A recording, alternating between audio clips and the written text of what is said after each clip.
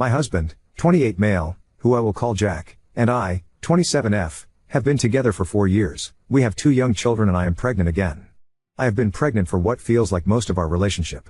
I got pregnant 4 months into our relationship. We got married a month before our daughter's first birthday and ended up with a honeymoon baby. After our son was born, I talked to my OB and she put me on birth control and I have been taking it militantly. My daughter is now 3 and my son is 2. A little over a month ago I discovered I am pregnant again, despite taking my birth control religiously. Abortion is banned in my state, and the pregnancy was discovered too far along to attempt to obtain one out of state. While Jack and I were nervous, we also love being parents and decided that 3 young kids would be a challenge, but 3 was a good number for us. Then we went in for the first ultrasound and got some unexpected news: it's twins. Things have been tough financially, and while we were stressed but excited for a 3rd child, we were not expecting a 3rd and 4th child. Beyond the finances, I am the primary caretaker and I know that twins is going to be a lot. 3 children under 5 is already a lot, but 4 children under 5 is going to be really difficult for me. Physically, I am tired of being pregnant. I've been pregnant or breastfeeding the majority of our relationship. It's exhausting, it feels awful, and I don't recognize my body anymore. 4 children is enough. I don't want more. I told Jack that I was done with pregnancy. I've been pregnant enough. I've been experimenting with different types of birth control for over a decade and I still can't stop getting pregnant. Abortion isn't a valid option where we live. We need something more permanent. He agreed, and suggested an IUD. I told him no, if it did fail then it could cause an ectopic pregnancy which could kill me, especially where we live. I've had both control fail me multiple times already and I'm not taking the chance, so I suggested a vasectomy. He was not open to the idea, and was even upset that I suggested it and told me I should get my tubes tied. I told him a tubal ligation is a much bigger surgery and I could be recovering for weeks, during which time I wouldn't be able to work or take care of our 4 young children, but he could ice his balls for a day or 2 and be done with it. He told me that not getting pregnant was ultimately my responsibility, and topped it off by saying that's what your body your choice means, your body, so you choose. That's when it went from a discussion to a full-blown fight. See, when I was 19 I had another birth control failure with my boyfriend at the time, who I will call Tom. I wanted an abortion. Tom did not because he was opposed. I told him I was getting the abortion since it was my body and my choice, and Tom said some horrible things to me, including threatening me. I broke up with him and got the abortion. In response, Tom ended up following me one night and attacking me. I don't want to go into detail but it was horrible, and he ended up going to prison for a number of charges related to the attack. Not only do I have a number of scars and some long-lasting physical effects, but I have PTSD as well. Jack knows about my history and diagnosis, and has known from the beginning. I have a pretty prominent facial scar, so I was upfront about it early on in our dating. Jack always presented himself as very pro-choice, so I was shocked that he would say that. I got really emotional and started crying and shouting, and it turned into a full-blown fight. Eventually I said that birth control is a two-way street and so far I've been the only one managing it, and he said, and now we have 2 kids and 2 more coming. Great job. I told him he sounded like Tom and he got super pissed. Well, he said, how dare you compare me to him, and maybe he might want kids one day with someone who doesn't compare him to her felon ex-boyfriend. I was stunned and horrified. I said, well then let's not waste any fucking time, then packed up myself and the kids and drove to my parents' place. It's been about a week since the fight.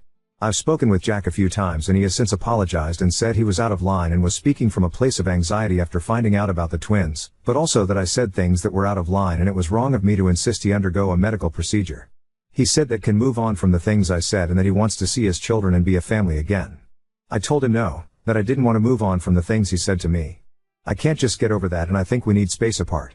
Jack was upset by this, and while we talked I brought up getting a separation agreement to manage custody and finances while we figure things out. He did not like this suggestion, said we didn't need to pull the courts into this. I haven't told a lot of people about what's happening but my family and a couple close friends. My sister and best friend both think I should throw the whole man away, but my brother, who is the only other one married with kids, thinks that I'm being extreme for what sums up to a fight between 2 scared people who both said nasty things. My mom is trying to be supportive but is occasionally reminding me that I don't want to be a single mother of 4 and telling me not to let my PTSD drive my decisions, while my dad is being completely unhelpful. He thinks jokes are helpful, like calling me doorknob because I can't stop getting knocked up, telling me to let the oven cool down, real knee slappers. I don't know what to do. My kids are happy to be at grandma and grandpa's house but they miss their daddy. I'm 4 months pregnant and already uncomfortable as hell. I wish I could go back to being a happy little family but I'm so hung up on the things he said in that fight. Am I destroying my family over one bad night? Am I being unreasonable for asking my husband to get a vasectomy? Edit, I've noticed a lot of people recommending condoms. I have gotten pregnant with condoms twice. Our second child and my first pregnancy were both conceived using condoms properly, correct fit, put on correctly, single use, not expired, no breaks, etc. I do not trust condoms enough to not fail a third time. I know the failure rate is supposedly small, but it's not personally small enough for me. Edit to the edit. By the first pregnancy I mean the pregnancy with Tom. With Jack I was on the patch when I got pregnant with our daughter, condoms with our son, and the pill with the twins. So far I haven't ever suspected that Jack has tampered with our birth control and always presumed that I'm a fertile myrtle. I recognize the comments and just want people to know I'm seeing the suggestion. I'm not dismissing it, but the thought of it is deeply upsetting and has provoked a lot of anxiety. I just wanted to make it clear that if the suggestion is only based on the condoms, that the condom pregnancies were with two different partners. While I know I always used condoms properly with Tom, I do believe that Tom could have been fully capable of sabotaging the condoms. Update 1. It seemed like the majority of people said I was NTA, but I did get a lot of UTAs telling me I was trying to force him to get a medical procedure and telling me to get one instead. Besides already addressing my reasonings why I made my request in the original post, which I want you to read with real per my last email energy, I in no way am forcing him to have a medical procedure, but I am saying that I do not want to be with a partner who is not willing to be snipped. This is an issue of compatibility. The number of children you want, the methods of birth control you're willing to use, those are issues of compatibility and a reason relationships end all the time. If he doesn't want to be sterilized, that's fine, but then that means that we're not compatible anymore, since it means he wants more children and I don't. Beyond that, there were some UTA comments and some DMs that were just nasty, calling me a murderer and saying my body is a cemetery. Sadly enough, I expected those types of comments, because I know there are a lot of Toms out in the world. First I wanted to address a couple things that kept coming up, because last post turned into thousands of comments that all said about 5 different things, so to avoid my inbox becoming another echo chamber, you're 100% going to have a C-section anyway, so just get a tubal while giving birth. No, I'm not 100% going to have a C-section anyway. Twins are not an automatic C-section. With my birth history there is no reason to presume that a C-section is in my future. My OB agrees, and has discussed the possibility as doctors have to do, but also said that based on my past 2 birth experiences, I'm a perfect candidate for vaginal delivery. I also am not going to mince words. Tubal ligations are less effective than vasectomies with a much higher likelihood of an ectopic pregnancy. Ectopic pregnancy can kill me . In fact, I got a PM from a woman who is a fellow fertile myrtle who had an ectopic after a tubal. I am rejecting birth control options that, if they fail, would lead to my likely death. I don't want to be pregnant again, but I also don't want to die and leave my children motherless, and in no way should anyone assume that traveling to another state to obtain an emergency abortion will continue to be an option in the future. We live in scary times, and Gilead is a real possibility. The comments seem to have the vibe that people think that ligations are magically more effective than vasectomies, and vasectomies are more of a whisper of sterility than an actual sterilization method, so for those in the back, vasectomies are more effective than tubal ligations, full stop. So I really need y'all to shut up about it. Go to another state and obtain an abortion anyway. I appreciate the personal offers to help I received in DMs deeply, but no. I'm in my 2nd trimester, which I know is still legal in some places. However, I am at a point in my pregnancy where I personally as an individual do not feel comfortable obtaining an abortion, considering I would be even farther along by the time I could travel, which is not only finances, but logistics as well. I am 16 weeks pregnant now. These babies aren't just clusters of cells to me anymore, and I'm not going to expand on that since it's not up for debate. Why not adoption? With love and respect to everyone who has gone through adoption in all its aspects, adoption is absolutely not for me. This is a thought process I already went through 8 years ago, and now that I'm a mother and not a scared teenager, I know it's even less for me. I personally could not go through with it and come out the other side intact. Going through a full pregnancy, having my babies, and then being separated from them would break me. Leave him and give him full custody of the twins? No. Because going through a full pregnancy, having my babies, and then being separated from them would break me. Jesus, some of y'all just have a sexless marriage. No. I love banging my husband, obviously lol. I don't want to be in a sexless marriage, and anyone who has been to an abstinence-only high school knows that abstinence is not the way lol. There were a lot of comments assuming I would be perfectly fine with holding sex from my husband and having no dead bedroom, and I wouldn't. I have a sex drive. I'm going to want to bang my husband. Wanting to have sex with your spouse is normal / what you would do about birth control if you divorced and dated in the future. I'm not thinking of dating anyone else right now, because I'm thinking more about saving my actual marriage instead of an imaginary relationship. And if theoretically I did, I would probably seek out a partner who was snipped or was ready to be honestly, or a woman. I'm bisexual, so there's a very good chance that my future partner wouldn't have the right parts to knock me up anyway lol. Jack is sabotaging your birth control. I clarified my methods in the original post, as per my last email, but I did want to address this because it came up a lot. I don't have reason to believe that Jack sabotaged my birth control. A number of other fertile myrtles showed up and brought up they or their family members repeated pregnancies in the face of birth control, including tubals. Accusing my husband of reproductive coercion for no reason other than I keep getting pregnant is a big leap and a weighty accusation. I am not the only fertile myrtle out there, there's a reason there's a whole term for it. Your husband is a narcissist, abuser, psychopath, and he does no childcare. My husband and I historically have a really healthy and loving relationship outside of this fight. In fact, this fight is the first time we've really had a fight. We've only ever had little arguments that we've been able to talk through.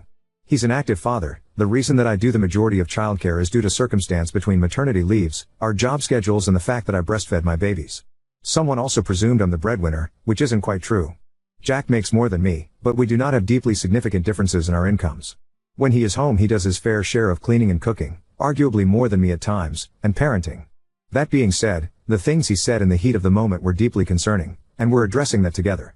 So to get down to the nitty-gritty of the real update, since the last time I posted, Jack and I have sat down together and had a real come to Jesus talk. I'm not going to go through the whole breakdown, but it basically boiled down to this. It's the vasectomy, but it's more than the vasectomy. It was wrong of me to compare him to Tom, but it was wronger of him to weaponize my trauma against me in a very malicious way. The way he intentionally used the same language my abuser used in an effort to hurt me was not acceptable and damaged the trust between us. He agreed it was not acceptable and said that in the aftermath he was horrified and ashamed his own words, and that he, as an explanation and not an excuse, kind of snapped under the stress. Oh, and what he said about his next wife was not an indication of him not being committed to me, but was because he felt hurt and wanted to hurt me back. He has apologized numerous times and seems to feel genuinely bad about it. As for the separation, I am still going forward with it. I need space and time, and I need to take that before the babies come. I am still staying with my parents who, for the record, are not sick of me or the kids. We're a tight-knit family. I only moved out when I moved in with Jack, and my sister moved out about a year ago, so they have been empty nesting, and my mom doesn't like that we live too far, an hour away. What I have realized with space and time is how deeply triggering it was, in a way that I cannot explain to those without PTSD from DV. Those who know will know. It's deeply unsettled me and I'm having a hard time getting over it, so to speak. There is now a lot of fear of my husband that was never there before, and it's going to take a lot to repair that trust and sense of safety. I cannot make a decision while I'm in this space, and I am addressing this with my personal therapist. Overall, I told him that if he wanted to stay married to me, I needed 2 things from him: marriage counseling and a vasectomy, and even then I still cannot guarantee him anything. He understands, but I do not know what will happen with the vasectomy right now. We focused more on talking about the fight, but he is very aware that it's now a deal breaker. And we have a marriage counseling appointment set up for next week.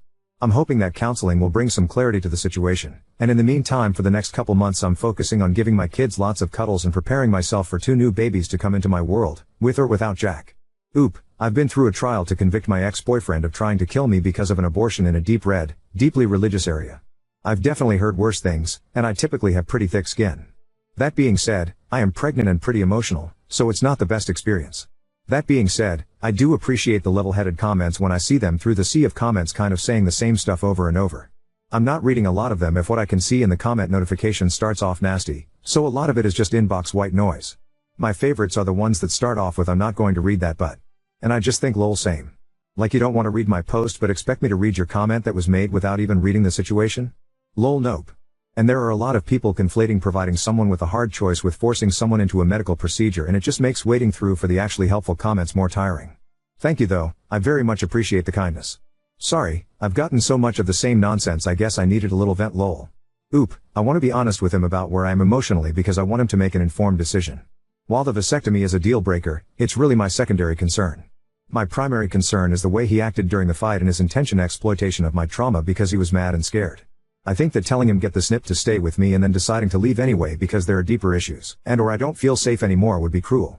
He deserves to have the full picture before he makes a choice, doesn't he?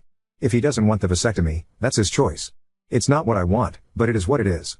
If he wants to call it quits at 4 kids, then it is what it is, and if he secretly wants to be the next Nick Cannon, then it is what it is. He should be free to do that. That is part of why I don't know where he is on the vasectomy right now, and we didn't really discuss it much when we talked. I'm focusing on discussing the bigger issue for me, which is trust and safety within the relationship. The only way for him to make an informed decision about whether or not he get a vasectomy is for him to have all the information about the situation. If that makes him want a vasectomy less, then it is what it is. It's not about making him want to have a vasectomy. It's about being on the same page. Update 2. I kind of haven't wanted to update because I know a lot of people felt a lot of different ways about the original posts. I have still been consistently receiving comments since I posted last, so I figured it was worth updating, because a lot has happened. Since the last time I posted, we went through with the separation and kept 50-50 custody, though we did only share this with those closest to us. We also started going to couples counseling weekly, and TLDR, we both had a lot of stuff to work through. And we both put in a lot of work. I'm not going to share what his reasoning for his aversion to the vasectomy was, but he did share with me, and he did have some beliefs about masculinity that he had to deconstruct.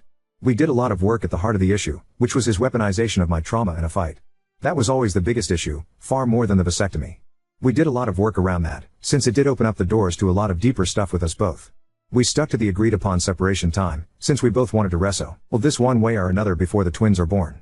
While we did the work with our therapist, we did not talk about the vasectomy during this time outside of structured discussions in therapy, and our therapist believed with our situation it was best that Jack's choice to snip or not be a non-discussion so we could focus on the real deeper issues at hand.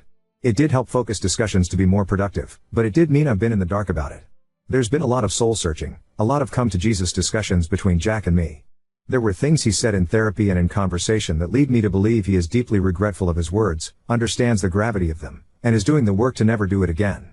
He hasn't once said anything that reinforced those ideas or implied he truly believed what he said. I've been open to and listening to his words, while also being aware it could be lip service. The agreed upon separation is at an end. We had our final therapy appointment within the separation period recently, and some things have happened during this time with our families that have provided a lot of complications and some clarity. Jack went through with the vasectomy. He iced his balls for a day and was fine. No, I did not force him, it was his own decision.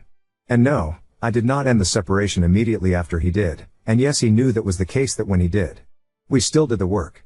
He is not castrated, he is not emasculated, he is the same man he was before just shooting blanks, and he did not develop some rare disorder from it. He actually got snipped shortly after we started therapy, and couldn't tell me because of the vasectomy talk moratorium. He did not get snipped to have sexual access to me, he didn't, and I'm still freaking pregnant anyway. He did not do it to save the marriage, and we still did the work and are doing the work.